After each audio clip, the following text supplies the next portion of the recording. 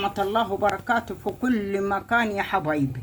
ربنا يبارك فيكم. ادين عمل انا ذلك شوية صبانخ جديدة كده مفروكة، حفركها وفت فيها. لما اوضبها وفت فيها لحوريكم بقى تبقى زي العسل.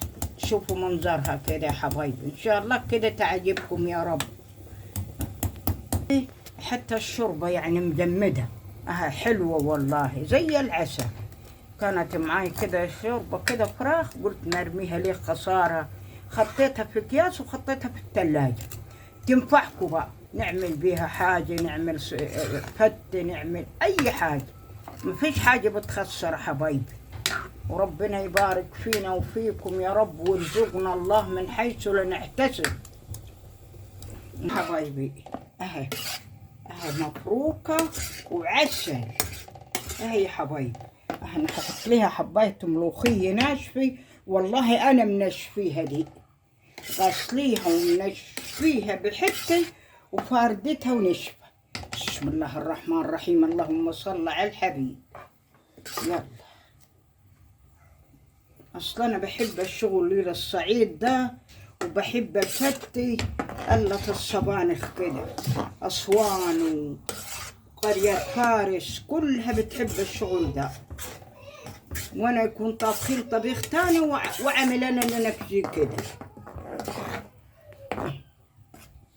يلا مديها طشة توم، نبقى نشوفها تاني تحتي. اي حبايبي عملت لها الكزبرة، حباية كزبرة كده وتوم. يلا بسم الله الرحمن الرحيم، بدنا ننتحرها. بسم الله.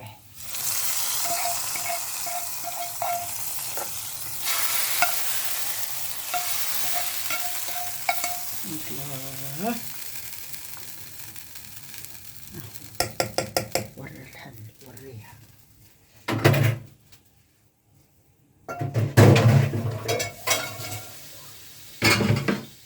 اي حبايبي السلام عليكم ورحمة الله وبركاته في كل مكان يا حبايبي. ان شاء الله ان احيانا الله تسمعوا صوتي بكره ان شاء الله. مع الف سلامة.